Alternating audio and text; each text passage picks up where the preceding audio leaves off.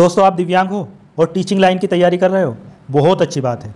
दोस्तों, आज आपको टीचिंग लाइन की बहुत अच्छी भर्ती के बारे में बताने वाला हूँ। यहाँ पर आपकी सैलरी भी बहुत अच्छी है और इसके अलावा इसमें आपकी ये परमानेंट जॉब है और सेंट्रल लेवल की जॉब है। मतलब यहाँ पर अगर आपकी जॉब लग जाती है तो ये समझ लीजिए आपके लिए बहुत ही अच्छा है। आपने सुना होगा एकलव्य मॉडल रेसिडेंशियल स्कूल जो होते हैं, मतलब ये आवासीय विद्यालय होते हैं। यहाँ पर दिव्यांगजन और नॉन दिव्यांगजन सभी के लिए बहुत सारी भर्ती निकली हुई है, जिसमें दिव्यांगजनों की भी ठीक ठाक वैकेंसी है। अगर आपकी तैयारी अच्छी है और सही में आप टीचर की तैयारी कर रहे हैं, टीचर बनने की, टीचिंग लाइन की, तो आपके लिए ये समझ लीजिए बहुत ही अच्छा सुनहरा मौका है। इसलिए इस वीडियो को ध्यान से देखना। आप अगर दिव्यांगजन है ना, तो आपको कोई दूसरी वीडियो देखने की ज़रूरत ही नहीं पड़ेगी। मैं यहाँ पर सब चीज़ें बहुत अच्छे से बता दूंगा। आपको अपना टाइम वेस्ट करने की यूट्यूब पर ज़रूरत ही नहीं है कि आप ये वीडियो देख रहे हैं, वो वीडियो देख रहे हैं, ये कैसे वो कैसे। जब आपको एक वीडियो में सब चीज़ें मिल रही है तो आपको 10 वीडियो देखने की क्या ज़रूरत है। यहाँ पर मैं आपको पॉइंट पॉइंट की चीज़ें समझा दूंगा। फिर भी अगर मैंने कुछ इस वीडियो में नहीं बताया, उससे रिलेटेड आप कमेंट करेंगे तो उसका आपको जवाब भी दूंगा। हाँ, अगर आप बिना देखे कमेंट करेंगे और वीडियो आपने देखा ही नहीं और वो चीज़ मैंने वीडियो में बताई है तो और वही चीज़ आप कमेंट में पूछेंगे, तो हो सकता है मैं उसका जवाब ना दे पाऊँ, क्योंकि टाइम निकाल के वीडियो बनाता हूँ और कमेंट के जवाब देने के लिए भी बहुत मुश्किल से टाइम निकालना पड़ता है। इसलिए मैं उन्हीं कमेंट के ज़्यादातर जवाब देता हूँ जो मैंने वीडियो में नहीं बताया होता है। जो वीडियो में मैं चीज़ बता देता हूँ उसके कम जवाब देता हूँ, क्योंकि वो चीज़ तो मैंने वीडियो में बताई है। तो आप लोगों को वीडियो ध्यान से देखना चाहिए। अगर आप चैनल पर नए हो तो चैनल को सब्सक्राइब जरूर कर लेना, बेल आइकन को जरूर दबा देना, ताकि जो भी वीडियो अपलोड करूँ नोटिफिकेशन आपको मिल जाए। और ज़्यादा से ज़्यादा दिव्यांगजन होकर दिव्यांगजनों की हेल्प करोगे तो बहुत अच्छी बात है। इसलिए वीडियो को शेयर ज़्यादा से ज़्यादा करना, क्योंकि सभी दिव्यांगजनों को अगर इतनी अच्छी वीडियो उनके लिए बनाई जा रही है तो उनको पता चलना चाहिए कि हमारे लिए बहुत अच्छी वीडियो बनी है और वो भी इस वीडियो का लाभ उठा सके। चलो शुरू करते हैं हम लोग। जैसा कि मैंने आपको बताया कि ये भर्ती जो है ये EMRS में है, और EMRS में जो भर्ती निकलती है वो टीचिंग नॉन टीचिंग दोनों की निकलती है। तो नॉन टीचिंग वाली जो वैकेंसियाँ हैं, जिसमें हाई स्कूल, इंटर, BA वगैरह किए हुए कैंडिडेट है, वो भी अप्लाई कर सकते हैं। तो उसमें CTET या स्पेशल कोर्स की ज़रूरत नहीं है, बस आपने 10th 12th इसके अलावा ग्रेजुएशन किया है तो आप अप्लाई कर सकते हो। उसके लिए मैंने डिटेल वीडियो पहले ही बना दी है नॉन टीचिंग वाली, क्योंकि मुझे पता था कि टीचिंग वाले नॉन टीचिंग में नहीं भरते या नॉन टीचिंग वाले टीचिंग में नहीं भर सकते, इसलिए मैं सेपरेट वीडियो बनाता हूँ। टीचिंग वाले दोस्तों के लिए अलग और नॉन टीचिंग वालों के लिए अलग। तो नॉन टीचिंग वाले देखे हो डिटेल वीडियो तो वो जरूर देख लो, मेरे चैनल पर प्ले लिस्ट में आपको मिल जाएगी। मेरे चैनल का नाम है एजुकेशन DSMNRU। बहुत भाई पूछने लगते हैं, और आपको इस वीडियो के एंड में भी वो वीडियो मिल जाएगी, या इस वीडियो के डिस्क्रिप्शन में मैंने लिंक दे दिया है, उस पर भी क्लिक करके आप वीडियो को देख सकते हो। आई बटन पर भी मैं दे दूंगा। ठीक है, आज की ये वीडियो केवल और केवल उन लोगों के लिए है जो टीचिंग लाइन की तैयारी कर रहे हैं और जो टीचर बनना चाहते हैं। तो चलो हम शुरू कर लेते हैं आज की ये वीडियो। दोस्तों, सबसे पहले तो मैं बता दूं कि मैं थोड़ा सा लेट हो गया।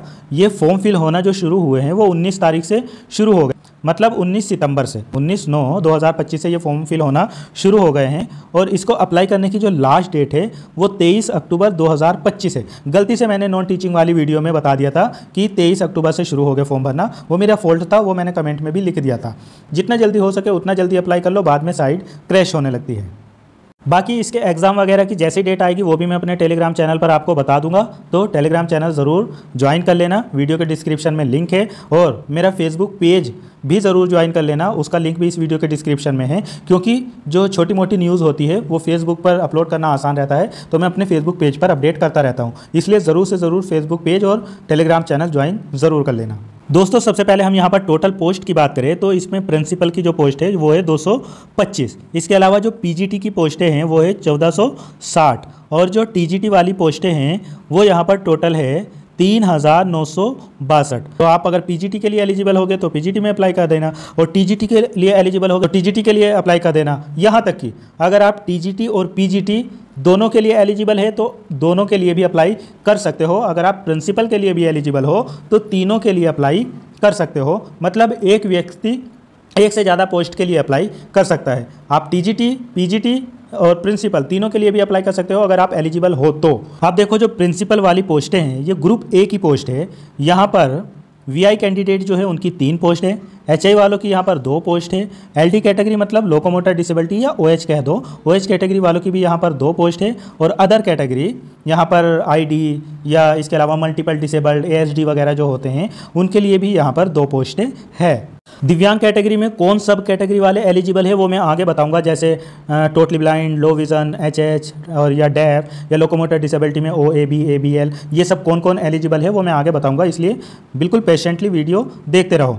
अब अगली पोस्टें हैं यहाँ पर पोस्ट ग्रेजुएट टीचर यानी पीजीटी की, और इसके लिए क्वालिफिकेशन क्या चाहिए वो भी बताऊँगा, मतलब सब कुछ यहाँ पर आपको बताया जाएगा। देखो, जो पीजीटी की पोस्टें हैं उसमें इंग्लिश के लिए वीआई की 2 पोस्ट है और एचआई की 1 पोस्ट है, लोकोमोटर डिसेबिलिटी की 1 पोस्ट है और अदर वालों की भी यहाँ पर 1 पोस्ट है। ऐसे ही पीजीटी हिंदी के लिए वीआई की यहाँ पर पोस्ट नहीं है, एचआई वालों की 1 है, लोकोमोटर डिसेबिलिटी की 1 है और अदर वालों की भी 1 है। इसके अलावा मैथ, पीजीटी मैथ के लिए वीआई वालों की 2 पोस्ट है, एचआई वालों की 2 है और एलडी और अदर वालों की 1 पोस्ट है। इसी तरीके से पीजीटी केमिस्ट्री के लिए वीआई वालों की और एचआई वालों की 1 पोस्ट है और एलडी कैटेगरी और अदर डिसेबल्ड की यहाँ पर 2 पोस्टें हैं। आगे अगर हम देखें फिज़िक्स के लिए, पीजीटी फिज़िक्स के लिए, तो यहाँ पर वीआई, एचआई, आईडी और लोकोमोटर डिसेबल्ड अदर इन सब की 2 पोस्टें हैं। इसी तरीके से बायो के लिए यहाँ पर वीआई वालों की 1 है, एचआई वालों की 1 है और एलडी अदर वालों की भी 1 पोस्ट है। इसी तरीके से अगर हम देखें हिस्ट्री के लिए, पीजीटी हिस्ट्री के लिए, तो वीआई वालों की यहाँ पर 2 पोस्ट है, एचआई वालों की भी 2 पोस्ट है और इसके अलावा लोकोमोटर डिसेबिलिटी की यहाँ पर 1 पोस्ट है और अदर डिसेबिलिटी की भी यहाँ पर 1 पोस्ट है। इसके बाद आता है दोस्तों ज्योग्राफी। तो ज्योग्राफी में अगर हम देखें तो वीआई वालों की यहाँ पर 1 पोस्ट है, एचआई वालों की भी 1 है और एलडी और अदर वालों की भी 1 पोस्ट है। इसके बाद में है कॉमर्स। कॉमर्स के लिए वीआई वालों की 1 पोस्ट है, एचआई वालों की 1 है, लोकोमोटर डिसेबिलिटी की यहाँ पर 2 है और अदर डिसेबिलिटी की यहाँ पर 1 पोस्ट है। इसके अलावा इकोनॉमिक्स की बात करें अगर, तो वीआई वालों की यहाँ पर 2 पोस्ट है, एचआई वालों की 1 है और एलडी वालों की 1 पोस्ट है और अदर डिसेबिलिटी की यहाँ पर 2 पोस्ट है इकोनॉमिक्स में। फिर इसके बाद आती है 11वीं पोस्ट यहाँ पर कंप्यूटर साइंस की। तो कंप्यूटर साइंस में वीआई वालों की 1 पोस्ट है, एचआई वालों की 2 पोस्ट है और लोकोमोटर डिसेबिलिटी की 2 पोस्ट है और अदर डिसेबिलिटी वालों की यहाँ पर 1 पोस्ट है। इस तरीके से अगर हम पीजीटी की पोस्ट की बात करें अलग अलग सब्जेक्ट में टोटल, तो वीआई वालों की 15 पोस्टें हैं, एचआई वालों की भी यहाँ पर 15 पोस्ट है, लोकोमोटर डिसेबिलिटी की भी यहाँ पर 15 पोस्ट है और अदर डिसेबिलिटी वालों की भी यहाँ पर 14 पोस्ट है। दोस्तों अब हम यहाँ पर बात करेंगे ट्रेंड ग्रेजुएट टीचर यानी टीजीटी की, ग्रुप बी की पोस्टें हैं ये। और यहाँ पर टीजीटी हिंदी में वीआई वालों की 4 पोस्ट है, एचआई वालों की भी 4 है, लोकोमोटर डिसेबिलिटी की भी 4 है और अदर वालों की यहाँ पर अदर डिसेबिलिटी की 5 पोस्ट है। इसी तरीके से टीजीटी इंग्लिश की अगर बात करें तो यहाँ पर वीआई वालों की 4 है, एचआई वालों की 4 है और एलडी और अदर वालों की भी 4 पोस्टें हैं। ऐसे ही टीजीटी मैथ की अगर बात करें तो यहाँ पर वीआई, एचआई, एलडी कैटेगरी वालों की 4 पोस्ट है और अदर डिसेबिलिटी वालों की यहाँ पर 3 पोस्ट है। इसी तरीके से सोशल साइंस में अगर हम बात करें टीजीटी सोशल साइंस में, तो यहाँ पर वीआई वालों की, एचआई वालों की, एलडी वालों की और अदर डिसेबल्ड वालों की यहाँ पर सबकी 4 पोस्टें हैं। इसी तरीके से अगली पोस्ट है साइंस की। तो टीजीटी साइंस के लिए सभी की 4 पोस्टें हैं, मतलब वीआई की भी 4, एचआई की भी 4, एलडी की भी 4 और अदर की भी 4 पोस्टें हैं। फिर कंप्यूटर साइंस में अगर हम देखें तो कंप्यूटर साइंस में वीआई वालों की यहाँ पर टीजीटी कंप्यूटर साइंस में वीआई वालों की 6 पोस्टें हैं, एचआई वालों की 5 है, लोकोमोटर डिसेबिलिटी की 5 है और अदर डिसेबिलिटी की भी यहाँ पर 6 पोस्टें हैं। इस तरीके से अगर टीजीटी में हम अलग अलग सब्जेक्ट की बात करें तो टोटल पोस्टों में वीआई वालों की 26 पोस्टें हैं, एचआई वालों की 25 पोस्ट है, लोकोमोटर डिसेबिलिटी की भी यहाँ पर 25 पोस्ट हैं और अदर डिसेबिलिटी वालों की भी यहाँ पर 26 पोस्ट है। तो देखो कितनी अच्छी अपॉर्चुनिटी है आप लोगों के लिए। फिर टीजीटी में ही जो रीजनल लैंग्वेज के लिए भी अलग से पोस्टें निकाली गई है, तो इसमें असमी में तो दिव्यांग के लिए नहीं है, बाकी बोडो में, बंगाली में भी नहीं है। यहाँ पर बंगाली में 1 पोस्ट है वीआई वाले दिव्यांगजनों के लिए। तो जहाँ पर पोस्टें हैं वहीं पर बता दे रहा हूँ। मलयालम में 1 पोस्ट है लोकोमोटर डिसेबिलिटी के लिए और इसके अलावा अगर हम देखें तो मिज़ो में तो नहीं है, बाकी उड़िया में अदर दिव्यांग के लिए 1 पोस्ट है और संथाली में यहाँ पर एचआई वालों के लिए 1 पोस्ट है और लोकोमोटर डिसेबिलिटी के लिए 1 पोस्ट है और अदर डिसेबिलिटी वालों के लिए भी 1 पोस्ट है। इसी तरीके से अगर यहाँ पर तेलुगु की बात करें तो यहाँ पर एचआई वालों की 1 पोस्ट है और वीआई वालों की भी 1 पोस्ट है। वीआई वालों की 1 पोस्ट उड़िया में भी है, मैंने ध्यान नहीं दिया था, उड़िया में भी 1 पोस्ट है। और सेम तरीके से अगर हम देखें तो आगे उर्दू वगैरह में नहीं है। तो अलग अलग लैंग्वेज की अगर बात करें टीजीटी में तो यहाँ पर वीआई वालों की 2 पोस्ट है, एचआई वालों की भी टोटल 3 पोस्ट है और लोकोमोटर डिसेबिलिटी की भी 2 पोस्ट है, अदर डिसेबिलिटी की भी यहाँ पर 2 पोस्टें हैं। दोस्तों टीजीटी में कुछ मिसलिनियस वाली भी पोस्टें हैं, मिसलिनियस कैटेगरी ऑफ टीचर के लिए ये भी टीजीटी की पोस्टें हैं। जैसे म्यूज़िक है तो म्यूज़िक में वीआई के लिए 4 पोस्ट है और एचआई के लिए तो नहीं है, बाकी लोकोमोटर डिसेबिलिटी के लिए भी 5 पोस्ट है, अदर डिसेबिलिटी के लिए भी यहाँ पर 4 पोस्ट है। तो अगर कोई दिव्यांग साथी ऐसा है जिन्होंने ग्रेजुएशन अपना म्यूज़िक वगैरह से किया है, आगे क्वालिफिकेशन में मैं बता दूंगा क्या मांगा गया है, तो वो यहाँ पर अप्लाई कर सकते हैं बहुत अच्छे से। इसी तरीके से टीजीटी आर्ट्स के लिए यहाँ पर वीआई वालों की 3 पोस्ट है, एचआई वालों की 2 है और लोकोमोटर डिसेबिलिटी की 3 है, अदर वालों की भी यहाँ पर 3 पोस्टें हैं। बाकी पेट मेल में तो किसी दिव्यांग की कोई पोस्ट नहीं है, पेट फीमेल में भी नहीं है। यहाँ पर लाइब्रेरियन की भी पोस्टें हैं, उसमें वीआई वालों की तो नहीं है, एचआई वालों की 2 पोस्ट है, लोकोमोटर डिसेबिलिटी की यहाँ पर 1 पोस्ट है और अदर डिसेबिलिटी की यहाँ पर 2 पोस्ट हैं। इस तरीके से मिसलिनियस वाली कैटेगरी में अगर बात करें तो टोटल मिलाकर यहाँ पर वीआई वालों की 7 पोस्टें हैं, एचआई वालों की 4 पोस्ट है, लोकोमोटर डिसेबिलिटी की यहाँ पर 9 पोस्ट है और अदर दिव्यांगों की भी यहाँ पर 9 पोस्ट हैं। तो देखो बहुत सारी वैकेंसी हैं आपके लिए, अगर आपकी तैयारी अच्छी है तो समझ लीजिए इसमें सिलेक्शन ज़रूर ले लेना। चलो अब हम आगे देखते हैं। दोस्तों ये वाली पोस्टें हैं नॉन टीचिंग की, इसके लिए मैंने डिटेल वीडियो पहले ही बना दी। अगर आप में से किसी लोगों को नॉन टीचिंग में भी अप्लाई करना है तो डिटेल वीडियो मेरी देख लेना। अब ये देख लो कि किस पोस्ट के लिए कौन दिव्यांगजन अप्लाई कर सकते हैं, अलग अलग कैटेगरी वाले। तो देखो प्रिंसिपल के लिए अगर आप टोटली ब्लाइंड लो विजन है अप्लाई कर सकते हैं, डेफ एचएच अप्लाई कर सकते हैं। इसके अलावा आपके एक हाथ में, दोनों हाथों में, एक पैर में, दोनों पैरों में और एलसीज DWAAV है तो भी अप्लाई कर सकते हैं, या SLD MI वाले हैं या मल्टीपल डिसेबिलिटी वाले हैं तो अप्लाई कर सकते हैं। इसी तरीके से पोस्ट ग्रेजुएशन के लिए अगर आपको अप्लाई करना है तो उसमें अगर आप totally blind low vision apply कर सकते हैं, डेफ एचएच अप्लाई कर सकते हैं। और इसी तरीके से अगर आपके एक हाथ में, दोनों हाथों में, एक पैर में, दोनों पैरों में, इसके अलावा एक हाथ एक पैर में भी है या आपके दोनों हाथ दोनों पैरों में भी दिक्कत है तो भी आप अप्लाई कर सकते हो। और इसके अलावा CP, LC, DWAAV, SD, SLD, MI और मल्टीपल डिसेबल्ड वाले भी यहाँ पर अप्लाई कर सकते हैं। सेम यहाँ पर अगर आप trained graduate teacher TGT science, social science, math, computer science वगैरह में अप्लाई करना चाहते हैं तो यहाँ पर आप totally blind low vision deaf HH वाले हैं अप्लाई कर सकते हैं। इसके अलावा आपके एक हाथ में, एक पैर में या दोनों पैरों में, दोनों हाथों में या इसके अलावा एक हाथ एक पैर या CP, LC, DWAAV या ASD, SLD, MI या MD वाले हैं तो भी आप अप्लाई कर सकते हो। और यहाँ पर ट्रेंड ग्रेजुएट टीचर म्यूज़िक के लिए अगर आपको अप्लाई करना है तो आप टोटली ब्लाइंड लो विजन है तो अप्लाई कर सकते हैं। यहाँ पर डेफ एचएच वाले अप्लाई नहीं कर सकते हैं। इसके अलावा आपके एक हाथ में दिक्कत है या एक पैर में या CP, LC, DWAAV वाले हैं तो अप्लाई कर सकते हैं। ASD, SLD, MI वाले और मल्टीपल डिसेबिलिटी वाले भी अप्लाई कर सकते हैं। इसी तरीके से ट्रेंड ग्रेजुएट टीचर आर्ट्स के लिए अगर आप लो विजन है तो अप्लाई कर सकते हैं, टोटली ब्लाइंड नहीं कर सकते। डेफ एचएच वाले यहाँ पर अप्लाई कर सकते हैं। इसके अलावा आपके एक हाथ में, एक पैर में, दोनों पैरों में और एक हाथ एक पैर या DWAAV वाले हैं तो अप्लाई कर सकते हैं। और ASD, SLD, ID, MI या मल्टीपल डिसेबिलिटी वाले भी अप्लाई कर सकते हैं। इसी तरीके से अगर आपको TGT लाइब्रेरियन के लिए अप्लाई करना है तो यहाँ पर आप डेफ एचएच वाले हैं तो अप्लाई कर सकते हैं। यहाँ पर लाइब्रेरियन में ब्लाइंड वाले अप्लाई नहीं कर सकते हैं। इसके अलावा अगर हम OH कैटेगरी की बात करें तो उसमें आपके एक हाथ में या दोनों हाथों में दिक्कत है या एक पैर दोनों पैरों में दिक्कत है या एक हाथ एक पैर में दिक्कत है या दोनों हाथ दोनों पैरों में भी दिक्कत है तो भी अप्लाई कर सकते हैं। या इसके अलावा दोनों पैर और एक हाथ में दिक्कत है तो भी अप्लाई कर सकते हैं। CP, LC, DW वाले, AAV वाले भी अप्लाई कर सकते हैं। और इसके अलावा ASD, SLD, MI, MD वाले भी अप्लाई कर सकते हैं। बाकी नॉन टीचिंग वाला तो मैं नॉन टीचिंग की वीडियो में बता चुका हूँ। फॉर्म मैंने आपको बताई दिया कि ये 19 सितंबर से शुरू हो गए हैं और 23 अक्टूबर 2025 तक भरे जाएंगे। अब दोस्तों यहाँ पर आप अपनी पहले सैलरी देखो, उसके बाद मैं आपको क्वालिफिकेशन बताऊँगा। देखो यहाँ प्रिंसिपल के लिए आपको पे लेवल 12 मिलेगा, मतलब 78,800 से आपकी शुरुआत होगी और 2,92,000 तक आपकी यहाँ पर सैलरी रहेगी। इसी तरीके से PGT में अगर आप लग जाते हैं तो पे लेवल आपको 8 मिलेगा, मतलब 47,060 से आपकी शुरुआत होगी और 1,51,000 तक आपको यहाँ पर सैलरी मिलेगी। इसी तरीके से TGT के लिए पे लेवल 7 मिलेगा, 44,900 से आपकी शुरुआत होगी और 1,42,400 तक आपकी सैलरी रहेगी। लाइब्रेरियन में भी अगर कोई भाई जाते हैं तो उनको यहाँ पर पे लेवल 7 मिलेगा, वो मैंने ऊपर बता दी उसकी सैलरी। और इसके अलावा आर्ट्स, म्यूज़िक और फिजिकल एजुकेशन वगैरह में अगर आप जाते हैं तो इसके लिए पे लेवल 6 मिलेगा, 35,400 से शुरुआत होगी और 1,12,400 तक आपकी सैलरी रहेगी। दोस्तों सबसे ज़रूरी है यहाँ पर क्वालिफिकेशन देखना, तो चलो क्वालिफिकेशन हम यहाँ पर देख लेते हैं। प्रिंसिपल की जो पोस्ट है उसके लिए आपकी एज चाहिए 50 वर्ष, 50 वर्ष से ज़्यादा नहीं होनी चाहिए, लेकिन दिव्यांगजनों को रिलैक्सेशन मिलेगा, वो मैं अभी आगे बताऊँगा। यहाँ पर अगर क्वालिफिकेशन की बात करें तो आपने मास्टर डिग्री की हो रिकॉग्नाइज यूनिवर्सिटी से और 50% मार्क्स के साथ में, और इसके अलावा आपने BEd NCTE से किया हो 50% मार्क्स के साथ में।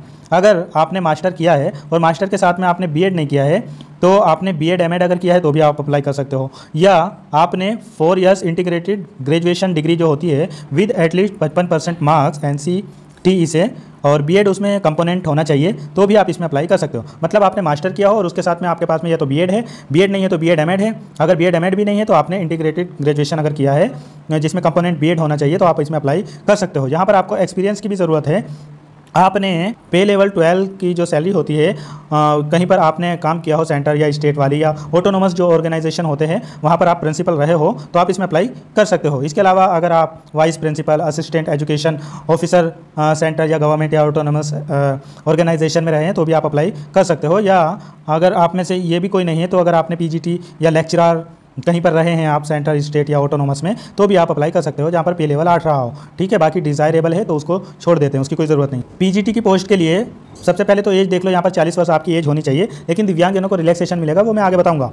यहाँ पर आपने या तो इंटीग्रेटेड पोस्ट ग्रेजुएट कोर्स किया हो NCTE से, 50% मार्क्स आपके होने चाहिए और बीएड उसमें कंपोनेंट होना चाहिए, या आपने केवल और केवल पोस्ट ग्रेजुएशन यानी मास्टर डिग्री की है किसी भी स्ट्रीम में, मतलब अलग अलग सब्जेक्ट में, जिस भी सब्जेक्ट से आपको अप्लाई करना है उस सब्जेक्ट में अगर आपने मास्टर किया है, पोस्ट ग्रेजुएशन किया है 50% मार्क्स के साथ में, तो यहाँ पर आप अप्लाई कर सकते हो। और उसके साथ में आपके पास में बीएड होना चाहिए NCTE से। ठीक है, 50% मार्क्स के साथ में। अगर आपके पास में बीएड नहीं है तो बीएड एमएड होगा तो अप्लाई कर सकते हो। अगर बीएड एमएड भी नहीं है तो इंटीग्रेटेड ग्रेजुएशन आपने किया हो जिसमें बीएड कंपोनेंट हो तो भी आप अप्लाई कर सकते हो। सब्जेक्ट कौन से वो मैंने आपको बता दिया, इंग्लिश, हिंदी या फिजिक्स, केमिस्ट्री, मैथ और इकोनॉमिक्स, बायोलॉजी, और भी इसके अलावा हिस्ट्री, जियोग्राफी, कॉमर्स, इन सब में अगर आपने पोस्ट ग्रेजुएशन किया है और उसके साथ में आपने बीएड किया है तो आप यहाँ पर अप्लाई कर सकते हो। इसके अलावा पीजीटी कंप्यूटर साइंस के लिए आपने अगर एमएससी या कंप्यूटर साइंस आईटी या एमसीए या इसके अलावा एमई या एमटेक वगैरह किया है तो आप अप्लाई कर सकते हो। लेकिन फ्यूचर में अगर आपको प्रमोशन लेना है तो उसके लिए आपको बीएड भी चाहिए। अगर प्रमोशन नहीं लेना है तो आपके पास में एमसीए वगैरह है तो आप कंप्यूटर साइंस में अप्लाई कर सकते हो। फिर इसके बाद में आता है टीजीटी के लिए अगर आपकी एज 35 ईयर्स है तो आप यहाँ पर अप्लाई कर सकते हो, लेकिन दिव्यांगजनों को यहाँ पर भी रिलैक्सेशन मिलेगा। अगर हम यहाँ पर टीजीटी पे क्वालिफिकेशन की बात करें तो बैचलर ग्रेजुएशन आपका होना चाहिए, मतलब बैचलर डिग्री होनी चाहिए। सीधा आपके पास में ग्रेजुएशन होना चाहिए जिस सब्जेक्ट में आप अप्लाई कर रहे हो उसी सब्जेक्ट में। मान लीजिए आप सोशल साइंस में अप्लाई कर रहे हो तो सोशल साइंस के लिए आपके पास में हिस्ट्री, जियोग्राफी या आपने पॉलिटिकल साइंस वगैरह से ग्रेजुएशन किया हो तो आप अप्लाई कर सकते हो। या आपने स्पेशल इंग्लिश में किया है ग्रेजुएशन या हिंदी में किया है ग्रेजुएशन या अलग अलग सब्जेक्ट साइंस से रिलेटेड भी जो है उसमें किया है तो आप अप्लाई कर सकते हो। बस ग्रेजुएशन के साथ में आपके पास में बीएड होना चाहिए NCTE से, या बीएड एमएड है तो भी अप्लाई कर सकते हो। सीधा आपने यहाँ पर ग्रेजुएशन किया हो, जिस भी सब्जेक्ट के लिए आपको अप्लाई करना है उसी सब्जेक्ट में आपने ग्रेजुएशन किया हो आप अप्लाई कर सकते हो। उसके साथ में आपके पास में बीएड होना चाहिए NCTE से, 50% मार्क्स के साथ में अप्लाई कर सकते हो। और इसमें टीजीटी में आपके पास में सीटेट पेपर 2 भी होना चाहिए, क्योंकि यहाँ पर बीएड मांगा गया है तो बीएड के साथ में सीटेट का पेपर 2 मांगा जाता है। यहाँ पर डीएड वाले अप्लाई नहीं कर सकते हैं। ठीक है, और दूसरी चीज़ यहाँ पर स्पेशल बीएड करने वाले जो है वो भी मुश्किल से ही अप्लाई कर पाएंगे, क्योंकि इन्होंने बीएड स्पेशल तो कहीं कहा ही नहीं है, बीएड कहा है वो भी NCTE से। तो इसलिए अगर आप बीएड स्पेशल वाले हो तो देख लेना, अगर आपको अप्लाई करना है तो अप्लाई कर देना, लेकिन इसमें कोई लिखा नहीं है तो इसकी कोई गारंटी भी नहीं है ये एक्सेप्ट करेंगे कि नहीं करेंगे। अगर कर लेंगे तो बहुत अच्छी बात है, अगर नहीं करेंगे तो फिर आप देख लेना उस हिसाब से। बाकी इसमें इन्होंने लिखा नहीं है कि बीएड स्पेशल वाले अप्लाई कर सकते हैं या नहीं कर सकते, बस इन्होंने बीएड लिखा है और बीएड भी NCTE से, क्योंकि स्पेशल बीएड जो होता है तो वो तो RCI से होता है। तो इन्होंने ऐसा तो केवल खाली बीएड भी नहीं लिखा, बीएड भी इन्होंने NCTE से लिखा है, इसलिए थोड़ी सी दिक्कत है। बाकी अगर आप करना चाहें तो कर सकते हैं। इसके अलावा जिन लोगों ने टीजीटी हिंदी वगैरह के लिए डालेंगे तो वो अपना देख लेना, मैथ वगैरह के लिए तो वो सब यहाँ पर देख लेंगे। कॉम्बिनेशन भी यहाँ पर देख लेना, जैसे सोशल स्टडी के लिए अगर आप अप्लाई करेंगे तो उसमें आपने 2 सब्जेक्ट में अपनी पढ़ाई की हो ग्रेजुएशन की, जैसे हिस्ट्री, ज्योग्राफी या इकोनॉमिक्स एंड पॉलिटिकल साइंस, इनमें से कोई 2 सब्जेक्ट आपने पढ़े हो, ठीक है, 3 सालों में, तो आप अप्लाई कर सकते हो। बाकी जिन लोगों को रीजनल लैंग्वेज के लिए अप्लाई करना है तो वो अपना लैंग्वेज देख लेंगे, उन्होंने उस लैंग्वेज से किया हो। और टीजीटी कंप्यूटर साइंस के लिए आपने बैचलर डिग्री जो की है वो कंप्यूटर एप्लीकेशन में की हो, यानी BCA वगैरह किया हो तो आप इसमें अप्लाई कर सकते हो। और इसके अलावा अगर आर्ट टीचर में जाना चाहते हैं तो आपने बैचलर डिग्री ड्राइंग या पेंटिंग या स्कल्पचर या ग्राफिक आर्ट्स या फाइन आर्ट्स, विजुअल आर्ट्स वगैरह में किया है तो आप अप्लाई कर सकते हो। म्यूज़िक टीचर अगर आप बनना चाहते हैं तो बैचलर डिग्री आपने म्यूज़िक से की हो या परफॉर्मिंग आर्ट्स फ्रॉम UGC वगैरह से आपने किया हो तो आप इसमें भी अप्लाई कर सकते हो। बाकी फ़िज़िकल एजुकेशन टीचर के लिए आपने BPED वगैरह किया हो तो आप अप्लाई कर सकते हो। यहाँ पर आप ये सब देख लेना। लाइब्रेरियन के लिए अगर आपने bachelor degree in library science में की है तो आप यहाँ पर अप्लाई कर सकते हो। या आपने bachelor degree in library information science वगैरह में भी की है तो भी आप यहाँ पर अप्लाई कर सकते हो। इसमें आपका जो एग्ज़ाम होगा वो ऑफलाइन होगा, ये एग्ज़ाम आपका ऑनलाइन नहीं होगा, ऑफलाइन मोड में आपका एग्ज़ाम कराया जाएगा। अब देखो प्रिंसिपल के लिए यहाँ पर एग्ज़ाम पैटर्न देख लो। प्रिंसिपल के लिए सबसे पहले आपका टायर 1 होगा। टायर 1 जो होगा वो आपका क्वालिफाइंग होगा, ठीक है, तो आपको इसको क्वालिफाई करना ज़रूरी रहेगा।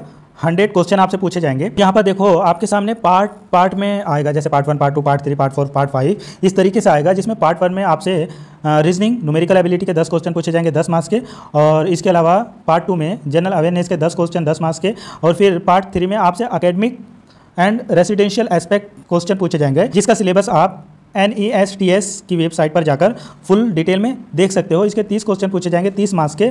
और फिर पार्ट 4 आएगा आपके सामने, यहाँ पर एडमिनिस्ट्रेशन एंड फाइनेंस से रिलेटेड क्वेश्चन पूछे जाएंगे, ये भी आप NESTS की वेबसाइट पर जाकर देख सकते हो। इसके 30 क्वेश्चन पूछे जाएंगे 30 मार्क्स के। फिर आपसे language competency test, general English या जनरल हिंदी के 10 क्वेश्चन ईच, मतलब 10 इंग्लिश के 10 हिंदी के क्वेश्चन पूछे जाएंगे। टोटल 20 क्वेश्चन हो गए, 20 मार्क्स के हो गए। इस तरीके से टोटल 100 क्वेश्चन यहाँ पर आपसे पूछे जाएंगे और ये 100 मार्क्स के हो गए। इसके लिए आपको टोटल 2 घंटे का टाइम मिलेगा, और जो दिव्यांग साथी स्क्राइब वगैरह लेंगे या एक्स्ट्रा टाइम, उनको उनका एक्स्ट्रा टाइम दिया जाएगा। टायर 1 क्वालिफाई करने के बाद में प्रिंसिपल में आपका टायर 2 होगा, जिसके लिए आपसे एकेडमिक एंड रेसिडेंशियल एस्पेक्ट्स के ही क्वेश्चन पूछे जाएंगे और एडमिनिस्ट्रेशन एंड फाइनेंस डिटेल के क्वेश्चन पूछे जाएंगे। ये आप NESTS.TRIBAL.gov.in पर देख सकते हो। ऑब्जेक्टिव यहाँ पर आपसे 40 क्वेश्चन पूछे जाएंगे और यहाँ पर डेस्क्रिप्टिव 15 क्वेश्चन पूछे जाएंगे। ऑब्जेक्टिव जो मार्क्स हो गए 40 क्वेश्चन, उसके 40 ही मार्क्स हो गए, और जो 15 डेस्क्रिप्टिव क्वेश्चन पूछे जाएंगे उनके 60 मार्क्स हो गए। इस तरीके से टोटल 55 क्वेश्चन आपसे पूछे जाएंगे और ये 100 मार्क्स के हो गए। यहाँ पर आपको 3 घंटे का टाइम दिया जाएगा। टायर 2 क्वालिफाइड करने के बाद में आपका टायर 3 होगा, जिसमें आपका इंटरव्यू होगा, और जो आपकी मेरिट बनेगी वो टायर 2 और इंटरव्यू के बेस पर बनेगी। इंटरव्यू जो होगा, इंटरव्यू के 40 मार्क्स मिलेंगे आपको। इस तरीके से टायर 2 और इंटरव्यू को मिलाकर आपकी मेरिट बनेगी, जिसमें 80% आपके टायर 1 से लिया जाएगा और 20% आपका इंटरव्यू से लिया जाएगा। इसके बाद में अगर हम पीजीटी की बात करें तो इसमें भी सबसे पहले आपका टायर 1 होगा। टायर 1 में पार्ट 1 में जनरल अवेयरनेस के क्वेश्चन पूछे जाएंगे आपसे 10 मार्क्स के, और फिर पार्ट 2 में रीजनिंग एबिलिटी 15 क्वेश्चन 15 मार्क्स के, और पार्ट 3 में नॉलेज ऑफ ICT मतलब कंप्यूटर से रिलेटेड 15 क्वेश्चन 15 मार्क्स के, और टीचिंग एप्टीट्यूड के क्वेश्चन पूछे जाएंगे पार्ट 4 में 30 क्वेश्चन पूछे जाएंगे 30 मार्क्स के। टीचिंग एप्टीट्यूड, अगर आप टीचर बन रहे हैं तो उसमें आपकी पकड़ बहुत अच्छी होनी चाहिए, और होगी भी आपकी, आपने CTET वगैरह का एग्जाम क्वालिफाइड किया होगा। फिर इसके बाद में पार्ट 5 आएगा आपके सामने, जिसमें डोमेन नॉलेज से क्वेश्चन पूछे जाएंगे, मतलब जैसे experimental activity based, pedagogy and case study based question पूछे जाएंगे। NEP 2020 से भी आपके पास में क्वेश्चन आएंगे 10 क्वेश्चन, और 20 क्वेश्चन आपसे एक्सपेरिमेंटल एक्टिविटी वगैरह के पूछे जाएंगे। टोटल ये 30 क्वेश्चन पूछे जाएंगे, 30 ही मार्क्स के हो गए ये, और इस तरीके से ये 100 क्वेश्चन हो जाएंगे, 100 ही मार्क्स के हो गए। इसके बाद आपके सामने यहाँ पर पार्ट 6 भी आएगा, जिसमें लैंग्वेज कॉम्पिटेंसी टेस्ट होगा आपका, जिसमें जनरल इंग्लिश और जनरल हिंदी के 10 क्वेश्चन पूछे जाएंगे। टोटल यहाँ पर 20 क्वेश्चन पूछे जाएंगे, ये 20 मार्क्स के हो गए और ये क्वालिफाइंग होंगे, मतलब 20 में से आपको 8 मार्क्स लाना है बस। फिर इसके बाद में टायर 1 के बाद आपका टायर 2 होगा। टायर 2 में आपका जो सब्जेक्ट स्पेसिफिक होगा उससे रिलेटेड आपके क्वेश्चन पूछे जाएंगे, मतलब पोस्ट ग्रेजुएशन में आपने जो भी पढ़ा होगा और जिस सब्जेक्ट से आप अप्लाई कर रहे होगे उसी से रिलेटेड आपसे क्वेश्चन यहाँ पर पूछे जाएंगे। यहाँ पर ऑब्जेक्टिव 40 क्वेश्चन पूछे जाएंगे, डिस्क्रिप्टिव 15 क्वेश्चन पूछे जाएंगे, और 40 वालों के लिए 40 मार्क्स हो गए, 15 क्वेश्चन जो डिस्क्रिप्टिव के हो गए उसके लिए 60 मार्क्स हो गए, टोटल 55 क्वेश्चन, और मार्क्स यहाँ पर 100 हो गए। यहाँ पर भी 3 घंटे का टाइम आपको दिया जाएगा। सेम तरीके से दोस्तों आपका TGT का जो सिलेबस है वो भी सेम तरीके से है, और उसमें भी टायर 1 होगा, फिर उसके बाद में आपका टायर 2 होगा। लैंग्वेज के जो क्वेश्चन पूछे जाएंगे, यहाँ पर 30 क्वेश्चन पूछे जाएंगे और वो 30 मार्क्स के हो गए, और 30 में से आपको 12 नंबर लाना होगा TGT में, ठीक है। PGT में 8 लाना था। फिर इसके बाद में टायर 1 के बाद में आपका टायर 2 होगा। टायर 2 में आपसे सब्जेक्ट स्पेसिफिक क्वेश्चन पूछे जाएंगे, सेम तरीका रहेगा, ठीक है। मतलब जिस सब्जेक्ट से भी आप TGT में अप्लाई करोगे, जैसे सोशल साइंस जिससे भी करोगे, तो उसी तरीके के क्वेश्चन आपसे पूछे जाएंगे। और आपका PGT और TGT में किसी प्रकार का कोई इंटरव्यू नहीं रहेगा। इंटरव्यू केवल और केवल प्रिंसिपल की पोस्ट के लिए रहेगा, और इसमें यह भी ध्यान देने वाली बात है कि नेगेटिव मार्किंग रहेगी 1/3, तो इसलिए क्वेश्चन वही करना जो आपको आता हो। जैसे कि दोस्तों मैंने आपको शुरुआत में कहा था कि एज रिलैक्सेशन दिव्यांगजनों को दिया जाएगा, तो अगर आप SC/ST के दिव्यांग हैं तो 15 वर्ष की छूट मिलेगी, OBC वाले हैं तो 13 वर्ष की छूट मिलेगी, और जनरल वाले हैं तो आपको 10 वर्ष की छूट यहाँ पर मिलेगी। बाकी जो ऐसे दिव्यांग है जो स्क्राइब वगैरह लेना चाहते हैं तो आप स्क्राइब ले सकते हो। आपको अगर राइटिंग लिमिटेशन है तो आप ले सकते हो, सेंटर से भी ले सकते हो, या अपने द्वारा भी आप स्क्राइब ले जा सकते हो अगर सेंटर पर अवेलेबल नहीं है। और एक्स्ट्रा टाइम जिनको लेना है वो एक्स्ट्रा टाइम भी ले सकते हैं, 20 मिनट उनको एक्स्ट्रा मिलेगी, बाकी स्क्राइब वालों को तो मिलेगी। जैसे जो ब्लाइंडनेस कैटेगरी में आते हैं या जिनके दोनों हाथों में प्रॉब्लम है या CP वाले हैं, तो उनको किसी प्रकार का कोई अपेंडिक्स नहीं बनवाना है। इनके अलावा अगर किसी को स्क्राइब या एक्स्ट्रा टाइम चाहिए तो उनको अपेंडिक्स बनवाना होगा। अगर 40% से ज़्यादा वाले हैं तो उनको यहाँ पर अपेंडिक्स VD बनवाना होगा, वो भी आपको CMO ऑफिसर से या सिविल सर्जन से या सुपरिटेंडेंट से यहाँ पर आपको वेरीफाई करवाना होगा। अगर आप 40% से कम हो तो आपको अपेंडिक्स VE बनवाना होगा। ठीक है, तो ये सब चीज़ें हैं यहाँ पर। अपेंडिक्स वगैरह इसी नोटिफिकेशन में दिया हुआ है लास्ट में। ये पीडीएफ मैं अपने टेलीग्राम चैनल पर शेयर कर दूंगा, वहाँ से आप ले लेना, ज़रूर देख लेना। बाकी इसमें कुछ ऐसा बताने के लिए नहीं बचा है, मैंने सब कुछ पॉइंट यहाँ पर बता दिए हैं। आप एक से ज़्यादा पोस्ट के लिए अप्लाई कर सकते हो, ये भी बता दिया है। मतलब मैंने सब कुछ इसमें समझा दिया। वीडियो बहुत लंबा हो गया, अगर आपने लास्ट तक वीडियो देखा है तो आपको दिल से शुक्रिया वीडियो देखने के लिए। मिलता हूँ फिर किसी और वीडियो में। Thank you so much. Channel subscribe ज़रूर कर लेना।